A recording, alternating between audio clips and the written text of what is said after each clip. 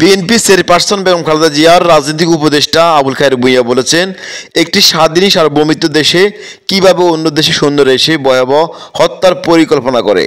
ভারতের সৈন্যরা ছাত্র জনতাকে হত্যা করেছে।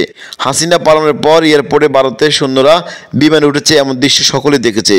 হাসিনার পর ভারতের সৈন্যরা পালিয়ে গেছে।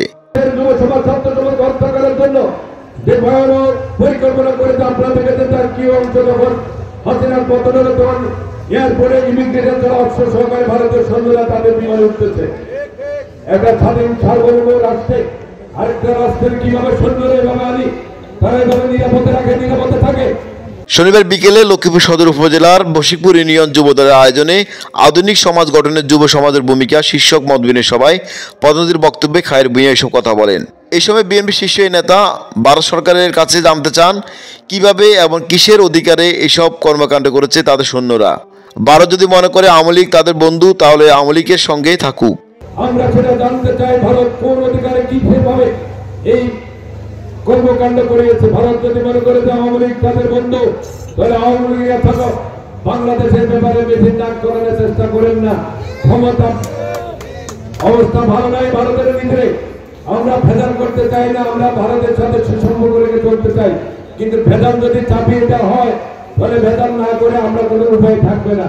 শেষমাত্র দূরে মনে রাখতে হবে। সাবেক সংসদ সদস্য আবুল খায়ের ভূঁইয়া শহীদ প্রেসিডেন্ট জিয়া রহমানের প্রসঙ্গে বলেন, জিয়া রহমান যখন স্বাধীনতা ঘোষণা দিয়েছেন তখন কোনো নেতা ছিলেন না, তিনি কোনো দল করেননি, জনগণকে ভালোবেসে তিনি স্বাধীনতা ঘোষণা দিয়েছেন। জিয়া রহমান স্বাধীনতার ঘোষণা দিয়েছেন, কোন নেতা ছিলেন না, কোন দল করেন নাই। একজন মধ্যবয়সী সামরিক অফিসার হিসেবে দেশের জনগণের নিকট অত্যন্ত জনপ্রিয় ছিলেন।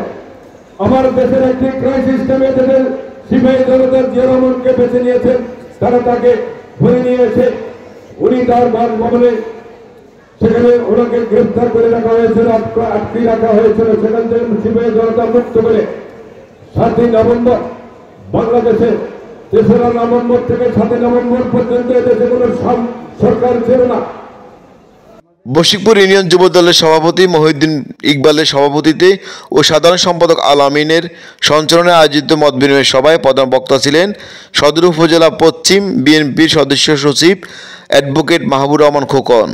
আয়োজিত অনুষ্ঠানে বিশেষ অতিথি হিসেবে উপস্থিত ছিলেন সদর উপজেলা পশ্চিম বিএনপির আহ্বায়ক আব্দুল করিম ভূঁইয়া নিজাম, জেলা যুবদলের যুগ্ম আহ্বায়ক A K M Fariduddin, Bashikpur union যুবদলের সিনিয়র সহসভাপতি মোহাম্মদ মোস্তফা, প্রথম যুগ্ম সাধারণ সম্পাদক আক্তার হোসেন, সাংগঠনিক সম্পাদক সৌরভ হোসেন জনি, সদর উপজেলা পশ্চিম সাবেক যুবদলের সভাপতি মহিউদ্দিন পাটোয়ারি বিটু ও সাধারণ সম্পাদক এম এ মমিন সহ প্রমুখ।